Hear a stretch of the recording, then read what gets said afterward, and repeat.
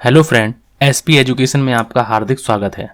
आज की क्लास में हम लोग बात करने वाले हैं बिहार एस्टेट 2024 के लिए, और उसमें हम लोग जो टॉपिक को कवर कर रहे हैं वो है फाइनेंशियल अकाउंटिंग। फाइनेंशियल अकाउंटिंग में हम लोगों ने अभी तक 8 टॉपिक की बात कर ली थी कि मतलब हम लोगों ने कौन कौन से टॉपिक रॉयल्टी के बारे में जान लिया था, रॉयल्टी की बात कर ली थी, फिर उसके बाद हम लोगों ने ब्रांच की बात कर ली थी, हायर परचेज की बात कर ली थी, डिपार्टमेंट की बात कर ली थी, और इस प्रकार से फाइनल अकाउंट की बात कर ली थी।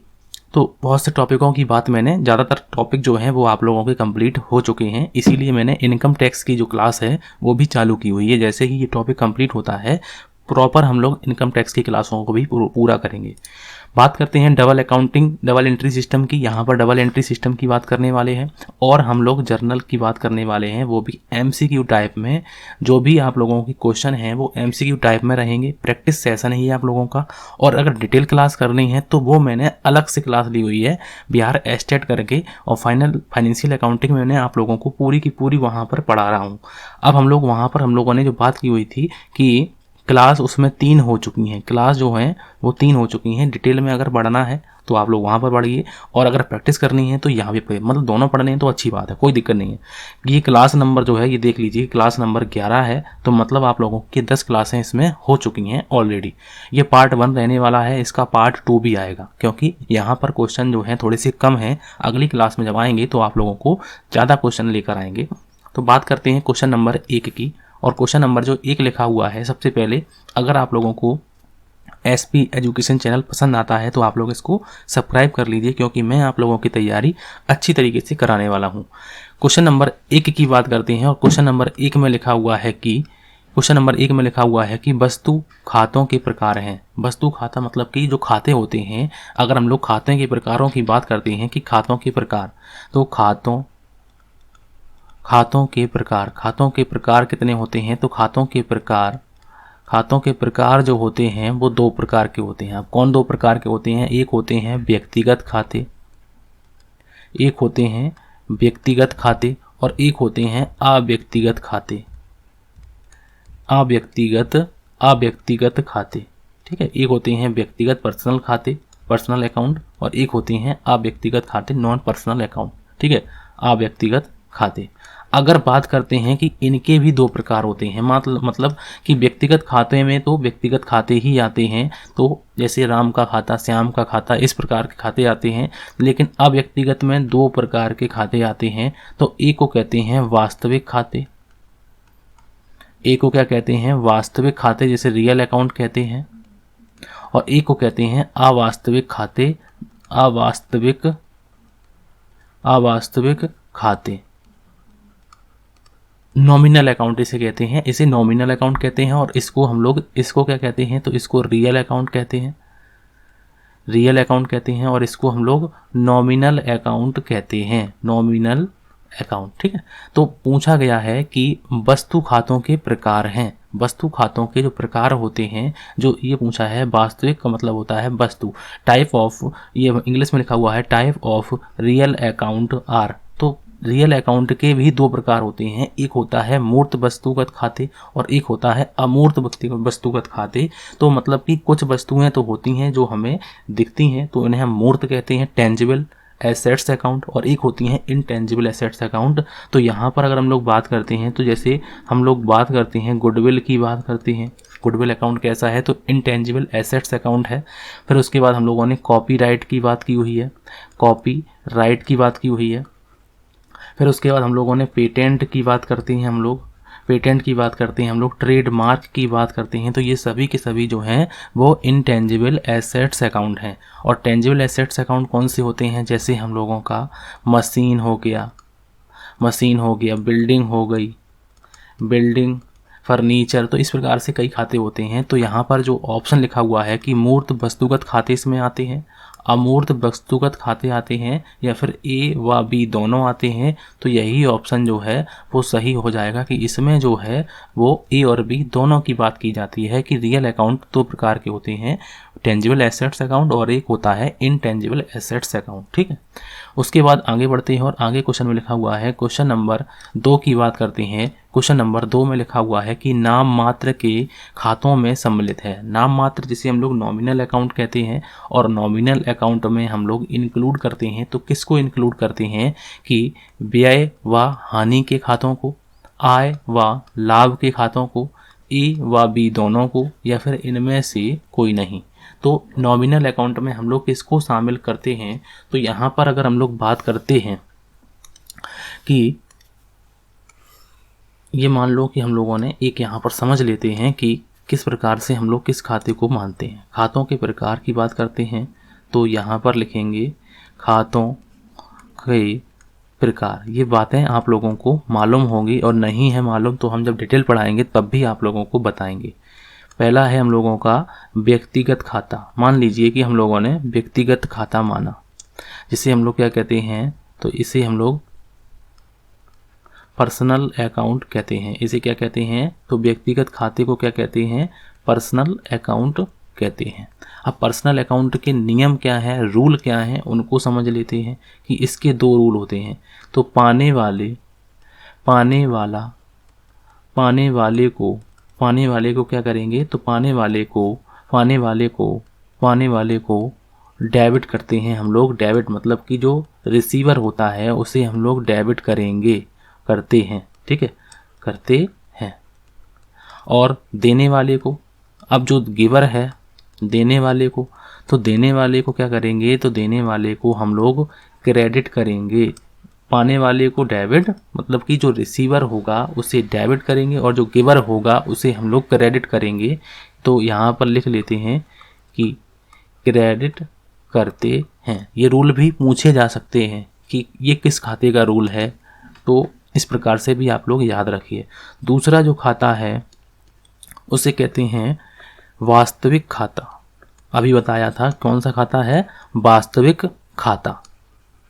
अब वास्तविक खाते का इंग्लिश में क्या कहते हैं, तो इसे इंग्लिश में कहते हैं रियल अकाउंट। अब इसके 2 रूल क्या हैं, तो उनको भी देख लेते हैं कि इसके जो 2 रूल हैं, तो एक है जो वस्तु आए, मतलब कि अपने पास आए उसे हम लोग क्या करेंगे, जो वस्तु आए उसे हम लोग डेबिट करते हैं। उसे हम लोग क्या करते हैं, डेबिट करते हैं। और जो वस्तु जाए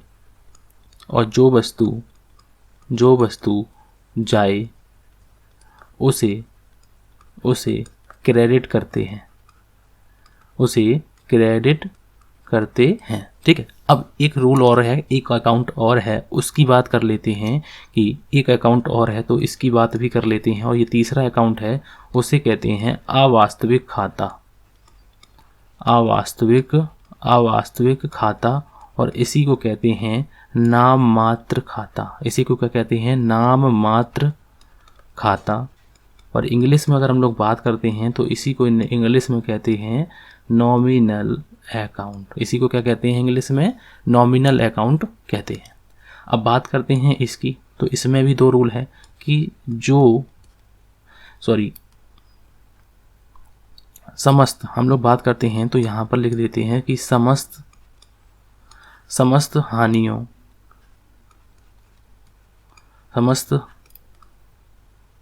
समस्त व्यय या फिर हानि को क्या करेंगे, हानि को हम लोग क्या करेंगे, डेबिट करेंगे। डेबिट का मतलब डेबिट करेंगे मतलब रेडी करेंगे। और समस्त जो है, समस्त लाभ को या फिर आय को हम लोग क्या करेंगे, आय को क्रेडिट करेंगे। तो ये रूल होते हैं, ये जो 6 रूल होते हैं, यहीं पर पूरी अकाउंटिंग जो है वो बेस्ड होती है। तो इन्हीं को कहते हैं गोल्डन रूल। इन्हीं को क्या कहते हैं, तो अकाउंटिंग के गोल्डन रूल की बात की जाती है। तो यही जो रूल होते हैं, यही गोल्डन रूल भी होते हैं। तो मैंने आप लोगों को बताया हुआ है कि नाम मात्र के खातों में सम्मिलित है। तो नाम मात्र के खातों में अभी मैंने क्या बताया है, समस्त व्यय और हानि, समस्त लाभ और आय। तो यहाँ पर अगर हम लोग बात करते हैं तो इस प्रकार का जो ऑप्शन है, मतलब सी ऑप्शन जो है, मतलब कि व्यय और हानि भी इसमें शामिल होती हैं और आय और लाभ भी इसमें शामिल होते हैं। तो इसका राइट आंसर क्या हो जाएगा, सी ऑप्शन बिल्कुल सही आंसर हो जाएगा कि एक्सपेंसेस एंड लॉसेस, इसमें एक्सपेंसेस एंड लॉस अकाउंट इसमें आता है, इनकम एंड प्रॉफिट अकाउंट भी इसमें आता है। तो इसलिए सी ऑप्शन हो गया, ए और बी दोनों। ये बातें आप लोगों को पहले से मालूम है, लेकिन एक बार प्रैक्टिस करनी भी ज़रूरी होती है, ठीक है। उसके बाद आगे बढ़ते हैं और आगे लिखा हुआ है कि क्वेश्चन नंबर 3 की बात करते हैं कि लेखांकन सूत्र के आधार पर खातों का वर्गीकरण है। लेखांकन सूत्र के आधार पर खातों का वर्गीकरण कितने भागों में किया जाता है? पूंजी से संबंधित खाते, संपत्तियों और दायित्वों से संबंधित खाते, आगम एवं व्यय के खाते, उपरोक्त सभी। तो इसकी बात हम लोग करते हैं तो इसका सही आंसर क्या हो जाएगा कि classification of account based on accounting formula is. तो capital related account, assets and liability related account, income and expenditure account, या फिर ऑल ऑफ द अबव।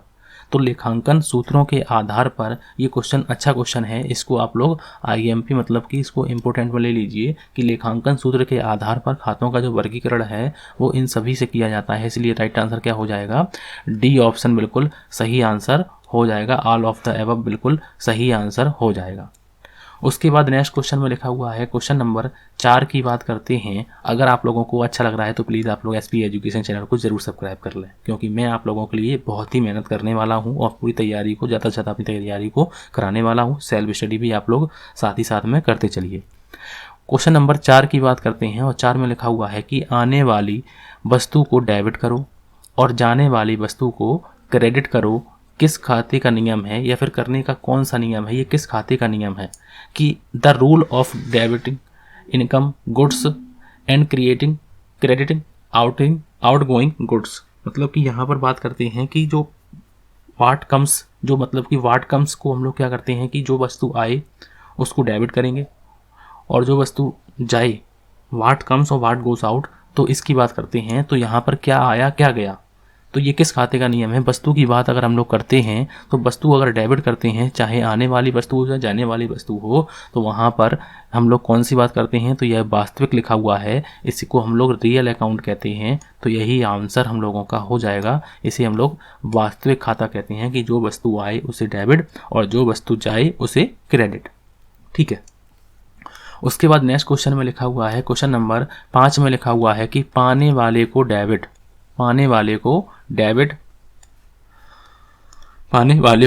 तथा देने वाले को क्रेडिट, ये किस खाते का नियम है? तो आप लोगों को बताना है कि ये किस खाते का नियम है। तो इसका सही आंसर आप लोगों को बताना है कि पाने वाले को डेबिट और देने वाले को क्रेडिट, ये किस खाते का नियम है। तो याद रखिए ये जो खाते का नियम है, तो यहाँ पर जो है व्यक्तिगत खाते का ये नियम है, व्यक्तिगत खाते का नियम है या फिर वास्तविक खाते का नियम है, नाम मात्र खाते का नियम है, या फिर इनमें से कोई नहीं।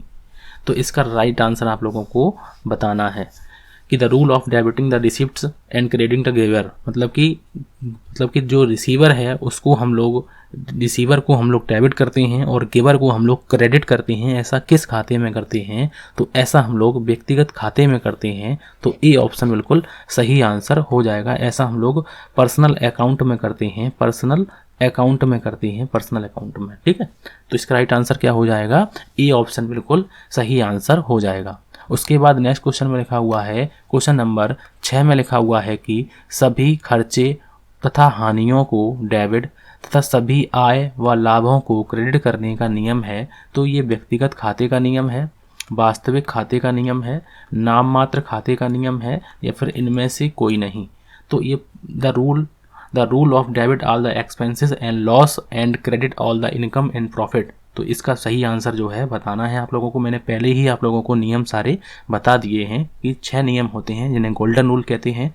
तो इनकी बात हम लोग करते हैं कि सभी खर्चे और हानियों को डेबिट करेंगे और सभी आय को और लाभ को क्रेडिट करेंगे। तो ऐसा हम लोग नाम मात्र के खाते में करते हैं। तो इसका राइट आंसर क्या हो जाएगा? इसका राइट आंसर हम लोगों का सी ऑप्शन बिल्कुल सही आंसर हो जाएगा।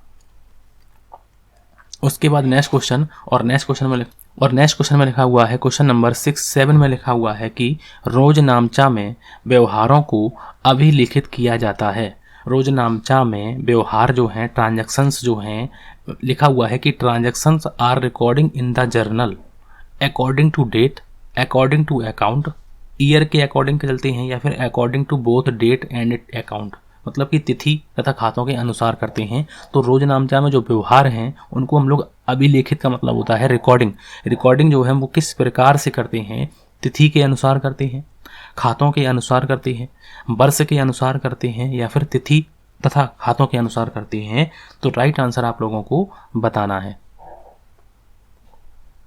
तो इसका राइट आंसर आप लोगों को बताना है और ये मैंने आप लोगों को होमवर्क में क्वेश्चन दिया है। इसका सही आंसर जो है वो आप लोगों को बता के भेजना है, ये बताना है, ठीक है। तो ये आप लोगों का होमवर्क में क्वेश्चन है, आप लोगों को जरूर करना है और कमेंट भी करना है, ठीक है।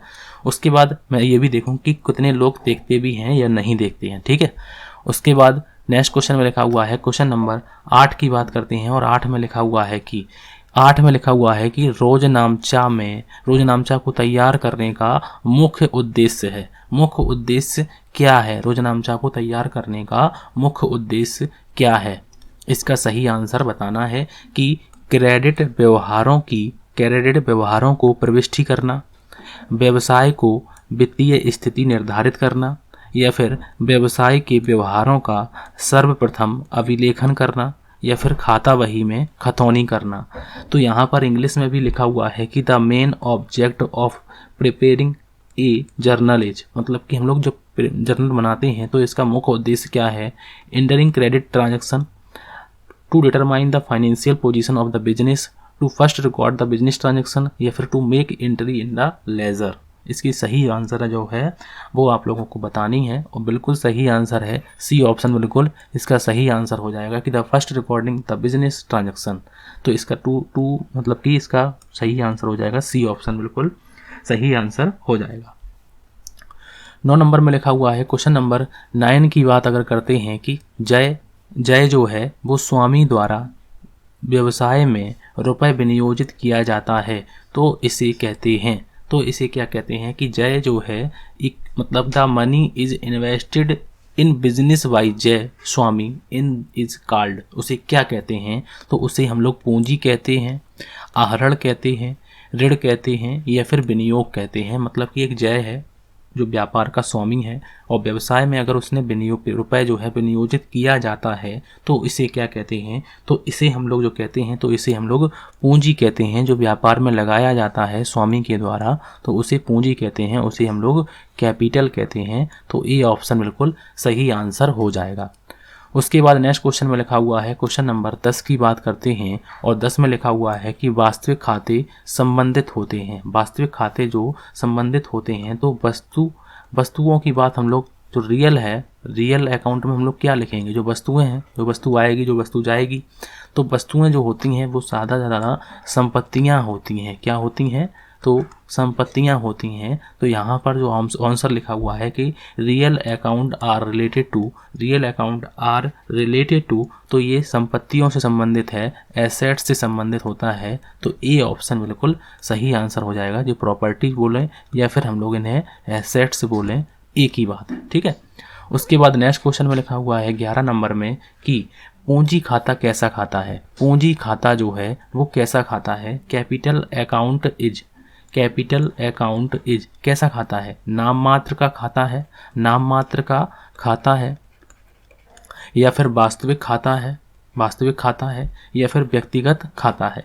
पूंजी किसके द्वारा लगाई गई? तो पूंजी जो है व्यापार के स्वामी के द्वारा लगाई गई और स्वामी जो है वो कैसा है? तो वो पर्सनल है। तो इसका राइट आंसर क्या हो जाएगा? तो इसका भी राइट आंसर पर्सनल अकाउंट हो जाएगा। अगर हम लोग आहरण की बात करते हैं, आहरण कैसा खाता है? तो आहरण भी हम लोगों का पर्सनल अकाउंट है कि कुछ ऐसे खाते होते हैं जो पर्सनल होते हैं। जब डिटेल में बताएंगे तो आप लोगों को 6-7 खाते होते हैं जो हम लोगों को लगते तो उसमें दुविधा सी है कि ये किस प्रकार के खाते हैं, लेकिन मैं उनको बता दूंगा एक लाइन में तो आप लोगों को समझ में आ जाएंगे।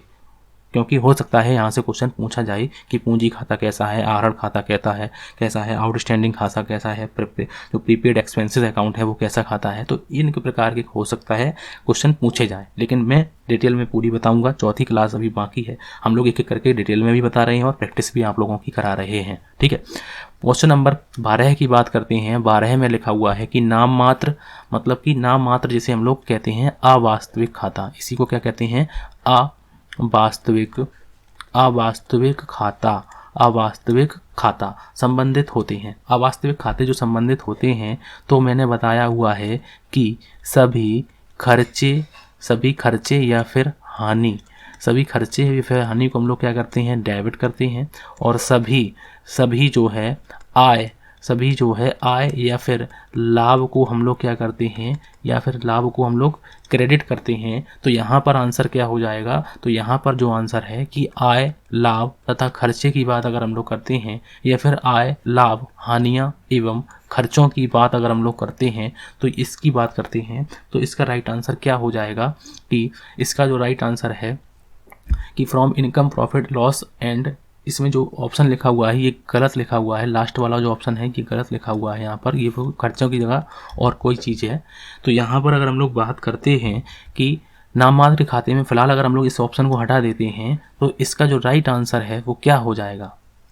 तो इसका जो राइट आंसर है कि अगर हम लोग बात करते हैं कि इनकम की, प्रॉफिट की, एक्सपेंसेस की, तो इसका जो सही आंसर है, तो इसका सही आंसर जो है वो भी ऑप्शन बिल्कुल सही आंसर हो जाएगा, क्योंकि यहाँ पर जो है ऑप्शन में कुछ गलत लिखा हुआ है, ठीक है। इसको हम लोग गलत कर देंगे, ये वाला ऑप्शन इसको हटा देंगे, ठीक है।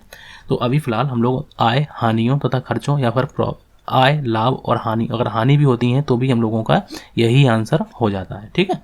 उसके बाद नेक्स्ट क्वेश्चन, और नेक्स्ट क्वेश्चन में लिखा हुआ है, क्वेश्चन नंबर 13 में लिखा हुआ है कि व्यक्तिगत खाते संबंधित होते हैं। व्यक्तिगत खाते जो संबंधित होते हैं तो वो किससे होते हैं, तो वो व्यक्तिगत खातों की बात अगर हम लोग करते हैं तो राम का, श्याम का, एक फर्म का, कंपनी का, चाहे कोई का हो, तो हम लोग व्यक्तिगत खातों से संबंधित होते हैं। वास्तविक खाते संपत्तियों से संबंधित होते हैं, और अवास्तविक खाते समस्त हानियों, लाभ और खर्चों से संबंधित होते हैं। तो जो प्रत्येक खाता है वो किसी न किसी प्रकार से संबंधित जरूर होता है। अगर हम लोग बात करते हैं कि देखो, व्यक्तिगत खाता किससे संबंधित होता है, तो व्यक्तिगत खाता जो है वो व्यक्ति से संबंधित होता है। व्यक्ति, और व्यक्ति कौन होता है, तो व्यक्ति हो सकता है, फर्म हो सकती है, कंपनी हो सकती है।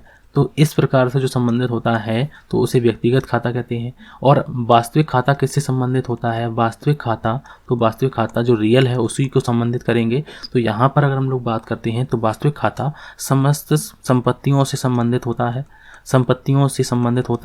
और अवास्तविक खाता या फिर नाम मात्र का खाता, तो अवास्तविक खाता जो है वो आय से संबंधित होता है, व्यय से संबंधित होता है, हानि से संबंधित होता है, और जो है हानि से संबंधित होता है और लाभ से संबंधित होता है। तो प्रत्येक खाता कोई ना कोई से संबंधित जरूर होता है। तो यहाँ पर पूछा गया है कि व्यक्तिगत खाता किससे संबंधित होता है, तो ये ऑप्शन बिल्कुल सही आंसर हो जाएगा, from firm, company and individual. तो इसमें जो सही आंसर है, संपत्तियों और दायित्वों से कौन सा खाता संबंधित होता है, तो ये बात तो हम लोग इसमें करते हैं, वास्तविक में करते हैं। केवल लाभ और आय से संबंधित कौन सा होता है, तो इस प्रकार का खाता तो होता ही नहीं है, ठीक है। तो इसका राइट आंसर क्या हो जाएगा, ये ऑप्शन बिल्कुल सही आंसर हो जाएगा। उसके बाद नेक्स्ट क्वेश्चन में लिखा हुआ है, क्वेश्चन नंबर की बात करते हैं। क्वेश्चन नंबर 14 में लिखा हुआ है कि यदि रोकड़ जो है वो 10,000 है, स्थायी संपत्तियां 1,20,000 हैं, स्कंद 60,000 है और लेनदार 60,000 हैं, तो पूंजी की राशि क्या होगी। तो पूंजी की राशि क्या होगी, इफ़ कैश इज 10,000, मतलब कि कैश जो है वो 10,000 है, संपत्तियां 1,20,000 हैं, स्कंद 60,000 है, लेनदार भी 60,000 के हैं। तो इसका सही आंसर जो है वो आप लोगों को बताना है। अगर हम लोग बात करते हैं, देखो यहाँ पर देखो ध्यान से, कैश कितना है, तो कैश जो है मैंने एक बताया था आप लोगों को कि जब मैंने डिटेल भी पढ़ाई थी तब आप लोगों को लेखांकन समीकरण बताया था। लेखांकन समीकरण जो बताया था तो वहीं से ये क्वेश्चन ये पूछा गया है। तो लेखांकन समीकरण, ये क्वेश्चन मैं करवा चुका हूँ पहले, ठीक है। लेखांकन समीकरण में मैंने बताया था कि संपत्तियां बराबर क्या होती हैं, पूंजी प्लस दायित्व होती हैं। संपत्तियां बराबर किसके होती हैं? पूंजी प्लस दायित्व के होती हैं। तो कैश जो है, तो यहाँ पर कैश कितना है? तो कैश है 10,000, तो ये भी संपत्ति है, कैश संपत्ति है। तो कैश जो है वो कितना है? 10,000 है, ठीक है। फिक्स एसेट्स, फिक्स एसेट्स तो पहले से ही संपत्ति है, तो हम लोग कैश की बात करते हैं, प्लस में फिक्स एसेट्स की भी बात करते हैं। फिक्स एसेट्स भी संपत्ति है, तो वो कितनी है? 1,20,000 है। ये देखो संपत्ति साइड में मैं लिख रहा हूँ। इन्वेंट्री मतलब कि स्टॉक, और स्टॉक भी संपत्ति है, तो इसको भी हम लोग संपत्ति साइड में लिखेंगे। तो संपत्तियों का योग कितना हो गया? ये 60,000, ये भी हो गया, मतलब कि ये स्टॉक भी 60,000 का हो गया। और पूंजी हमसे पूछा है, तो पूंजी की जगह हम क्वेश्चन मार्क लगा देंगे। और यहाँ पर दायित्व की बात करते हैं, तो लेनदार क्या है? तो लेनदार एक दायित्व है। लेनदार एक क्या है? तो लेनदार एक दायित्व है। अब अगर हम लोग टोटल करते हैं तो 1,20,000 में 60 कर जोड़ते हैं तो 81 और एक ये 90, तो मतलब इसका जो संपत्तियों का जो टोटल हो गया वो हो गया 1,90,000। बराबर किसके है? तो बराबर हो जाएगा पूंजी के, और प्लस हो जाएगा यहाँ पर 60,000 रुपये। अब पूंजी पूछा है, तो 1,90,000 में से हम लोग ये माइनस करेंगे, तो बराबर वैल्यू किसकी आ जाएगी? पूंजी के बराबर आ जाएगी। और इसका राइट आंसर कितना हो जाएगा? तो इसका राइट आंसर 1,30,000 हो जाएगा। तो ए ऑप्शन बिल्कुल सही आंसर हो जाएगा। ये क्वेश्चन मैंने पहले भी कराया हुआ है। बात करते हैं नेक्स्ट क्वेश्चन की, और नेक्स्ट क्वेश्चन में लिखा हुआ है कि द्विप्रविष्टीय प्रणाली का आविष्कार किसने किया, या फिर जनक कौन है इसका? तो double accounting system was invented by, तो कॉटलर साहब हैं, या फिर ऑस्ट्रोगन साहब है, या फिर ल्यूकास पेसियोली साहब। ये पेसियोली लिखा हुआ है, तो इसका राइट आंसर क्या हो जाएगा? लूकास पेसियोली इसका सही आंसर हो जाएगा। कि द्विप्रविष्टी प्रणाली का जो आविष्कारक है, जनक है, इन्वेंशन है, तो इसकी बात करते हैं, तो इसका राइट आंसर क्या हो जाएगा? मतलब सी ऑप्शन बिल्कुल सही आंसर हो जाएगा। उसके बाद नेक्स्ट क्वेश्चन में लिखा हुआ है, क्वेश्चन नंबर 16 में लिखा हुआ है कि दोहरा लेखा प्रणाली सबसे लोकप्रिय है क्योंकि यह कम खर्चीली है, सबके द्वारा बनाई जाती है, आयकर बचाती है, या फिर पूर्ण वैज्ञानिक पद्धति है। तो double accounting system is most popular because it, तो ये क्यों पॉपुलर है? तो इसके लिए भी पॉपुलर है क्योंकि ये पूर्ण वैज्ञानिक है। क्योंकि मैं इकहरा प्रणाली, दोहरा प्रणाली, ये सभी प्रणालियों की बात करना पड़ रहा हूँ। भारतीय बही खाता प्रणाली, ये 5 प्रणालियाँ होती हैं, उनकी भी मैं आप लोगों को जब डबल अकाउंटिंग सिस्टम मतलब डबल अकाउंटिंग सिस्टम की थ्योरी पढ़ाऊंगा, तब मैं आप लोगों को पूरी बातें ये बताने वाला हूँ। उसके बाद नेक्स्ट क्वेश्चन में लिखा हुआ है, क्वेश्चन नंबर नेक्स्ट में लिखा हुआ है कि द्विप्रविष्टीय प्रणाली की खोज हुई थी। तो यहाँ पर जो लिखा हुआ है, एक सेकंड, तो ये जो ऑप्शन लिखे हुए हैं ये ऊपर नीचे हो गए हैं। अगर हम लोग बात करते हैं 1440 में, और दूसरा ऑप्शन जो इसका लिखा हुआ है 1440 के बाद 1494 में, और उसके बाद लिखा हुआ है 1449 में, और लास्ट ऑप्शन लिखा हुआ है 1540 में। तो ये ऑप्शन इसके हैं, और ये वाले जो ऑप्शन लिखे हुए हैं वो नेक्स्ट वाले क्वेश्चन के हैं, मतलब 18 नंबर के हैं। तो द्विप्रविष्टी प्रणाली की खोज हुई थी, तो द्विप्रविष्टी प्रणाली की खोज कब हुई थी? 1494 में। तो बी ऑप्शन बिल्कुल सही आंसर हो जाएगा कि इसकी जो खोज हुई थी वो कब हुई थी? 1494 ईस्वी में हुई थी। तो इसका राइट आंसर क्या हो जाएगा? इसका जो राइट आंसर है वो हो जाएगा, द्विप्रविष्टी प्रणाली की खोज हम लोगों की इसमें हुई थी, ठीक है, 1494 में। उसके बाद नेक्स्ट क्वेश्चन में लिखा हुआ है, और नेक्स्ट में 19 नंबर में लिखा हुआ है, वो क्वेश्चन मैंने स्किप कर दिया है, कि 19 नंबर की बात करते हैं कि द्विपक्षीय अवधारणाओं की बात मैंने पूरी की हुई है आप लोगों की। अगर आप लोगों ने नहीं देखी है तो उनको जरूर देखिए। द्विपक्षीय अवधारणा पर आधारित व्यवहारों को लेखा पद्धति को कहते हैं। तो उसे क्या कहते हैं? द्विपक्षीय अवधारणा पर जो आधारित होती है उसे हम लोग दोहरा खाता प्रणाली कहते हैं, द्विप्रविष्टी प्रणाली कहते हैं, इकहरा लेखा प्रणाली कहते हैं, या फिर रोकड़ पद्धति कहते हैं। तो उसे क्या कहते हैं? उसे कौन सी पद्धति कहते हैं? डबल अकाउंट सिस्टम कहते हैं, डबल एंट्री सिस्टम कहते हैं। कन्फ्यूजन यहाँ पर होगा, कन्फ्यूजन जो है वो यहाँ पर होगा। तो इसका सही आंसर जो है वो हो जाएगा हम लोगों का, उसे द्विप्रविष्टीय प्रणाली कहते हैं। तो इसका राइट आंसर बी ऑप्शन बिल्कुल सही आंसर हो जाएगा। उसके बाद नेक्स्ट क्वेश्चन में लिखा हुआ है क्वेश्चन नंबर, द्विप्रविष्टि प्रणाली का जो प्रारंभ हुआ था वो कहाँ हुआ था। द्विप्रविष्टि प्रणाली का जो प्रारंभ हुआ था वो सब बातें मैंने बताई हुई हैं क्लास नंबर 1 की, ये सारी बातें हैं।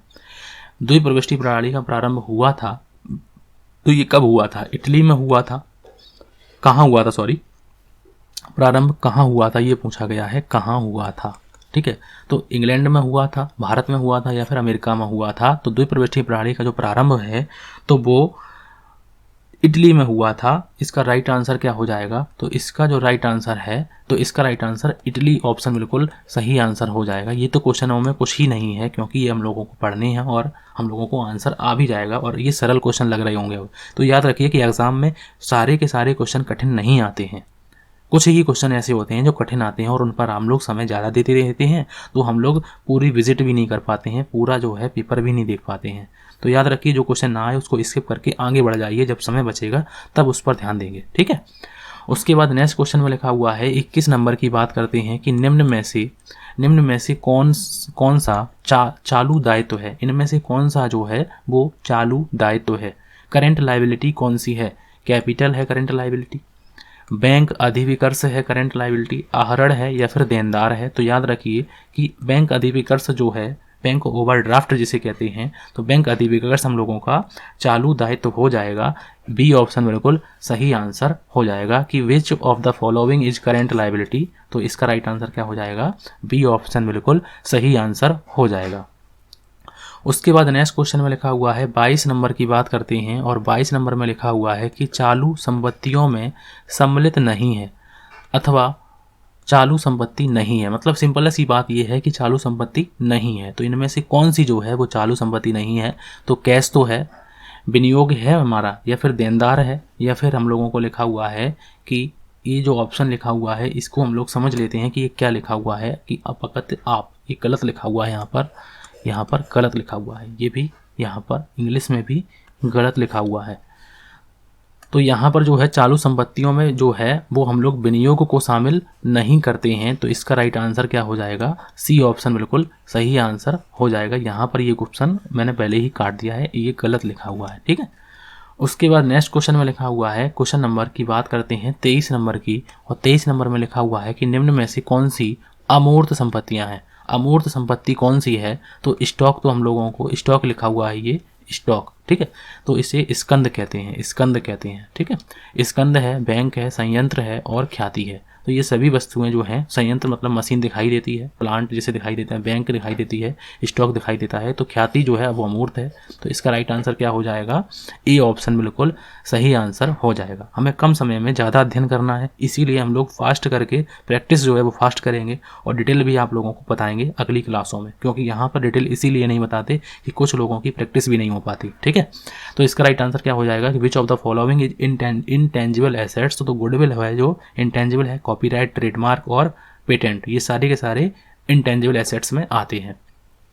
उसके बाद नेक्स्ट क्वेश्चन में लिखा हुआ है, क्वेश्चन नंबर की बात करते हैं 24 नंबर में लिखा हुआ है कि निम्न में से किसको आहरण माना जाएगा। किसको आहरण माना जाएगा, तो घरेलू खर्च के लिए व्यवसाय से राशि निकालना, संपत्ति क्रय हेतु व्यवसाय से राशि निकालना, लेनदारों के भुगतान हेतु व्यापार से राशि निकालना, या फिर उपरोक्त में से कोई नहीं। मतलब कि जो आहरण माना जाएगा, ड्राइंग जिसे कहते हैं, तो ड्राइंग का मतलब जब हम निजी उपयोग के लिए कोई वस्तु निकालते हैं, व्यापार से कोई वस्तु निकालते हैं या फिर कोई रुपए निकालते हैं, तो वो हम लोगों का आहरण आ जाता है। तो इसका राइट आंसर ए ऑप्शन बिल्कुल सही आंसर हो जाएगा। उसके बाद नेक्स्ट क्वेश्चन में लिखा हुआ है, क्वेश्चन नंबर की बात करते हैं और 25 नंबर में लिखा हुआ है कि द्विप्रविष्टि प्रणाली कब प्रारंभ हुई। डबल मतलब कि ये रिपीटेड क्वेश्चन है। तो द्विप्रविष्टि प्रणाली का जो प्रारंभ हुई थी तो वो कब हुई थी, वो हुई थी 1494 ईस्वी में। कहाँ हुई थी, तो वो इटली में हुई थी, इटली के वेनिस नगर में हुई थी। और किसने की थी, तो लूकास पेसियोली साहब ने की थी। तो याद रखिए कि वो कहाँ के निवासी थे, इटली के थे, ठीक है। तो इसका राइट आंसर क्या हो जाएगा, बी ऑप्शन बिल्कुल सही आंसर हो जाएगा। 25 का बी ऑप्शन बिल्कुल सही आंसर हो जाएगा। उसके बाद नेक्स्ट क्वेश्चन में लिखा हुआ है, क्वेश्चन नंबर 26 में लिखा हुआ है कि द्विप्रविष्टि प्रणाली की विशेषता क्या है। प्रत्येक लेन देन के दो पहलू होते हैं, एक पहल को नाम से और दूसरे पहल को जमा से, मतलब कि एक को हम लोग डेबिट करते हैं, एक को मतलब डेबिट के नाम से जाना जाता है और एक को क्रेडिट के नाम से जाना जाता है। नाम और जमा दोनों का योग बराबर होता है, उपरोक्त सभी। तो ये सभी बातें जो हैं वो सही होती हैं, क्योंकि जर्नल जब हम लोग करते हैं तो प्रत्येक लेन देन के दो पहलू होते हैं। अगर एक को हम लोग डेबिट करेंगे तो एक को हम लोग क्रेडिट करेंगे, और नाम जो डेबिट है वो क्रेडिट उतना बराबर आएगा टोटल। तो यहाँ पर उपरोक्त सभी जो आते हैं वो विशेषताएं इसकी द्विप्रविष्टि प्रणाली की ये सारी विशेषताएं हैं। तो इसका राइट आंसर क्या हो जाएगा? सी, डी ऑप्शन बिल्कुल सही आंसर हो जाएगा। उसके बाद आज का हम लोगों का आखिरी क्वेश्चन लिखा हुआ है कि व्यक्तिगत लेखे में सम्मिलित है। व्यक्तिगत लेखों में क्या सम्मिलित है? प्रकृति व्यक्ति सम्मिलित है, कृत्रिम व्यक्ति सम्मिलित है, प्रतिनिधि व्यक्ति सम्मिलित है, उपरोक्त तो सभी सम्मिलित हैं।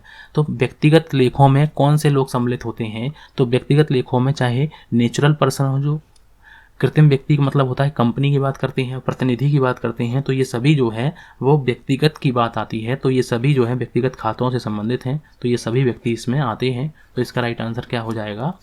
डी ऑप्शन बिल्कुल सही आंसर हो जाएगा। अगर आप लोगों को मेरी क्लास आज की अच्छी लगी तो प्लीज़ आप लोग इसको लाइक करें और इसको चैनल को सब्सक्राइब जरूर करें एसपी एजुकेशन को, क्योंकि मैं आप लोगों के लिए आगे और भी क्लासें लेकर आने वाला हूं और पहले भी लाया हूं। फाइनेंशियल अकाउंटिंग में 22 क्लासें पहले ही कराई हुई हैं, कॉर्पोरेट अकाउंट में 16 क्लासें कराई हुई हैं, इनकम टैक्स में 20-22 क्लासें करवाई हुई हैं, स्टैटिक्स में 24-23 क्लासें करवाई हुई हैं, बहुत सी क्लासें करवाई हुई हैं। तो उनको आप लोग ज़रूर देखिए, और जो नई क्लासें करवा रहे हैं उनको भी आप लोग देखिए। इनकम टैक्स में बहुत ही जल्द आप लोगों को क्लास मिलने वाली है, डिटेल की क्लास मिलने वाली है, जो इंट्रोडक्शन की क्लास होगी। तो आज की क्लास के लिए थैंक यू फॉर वॉचिंग।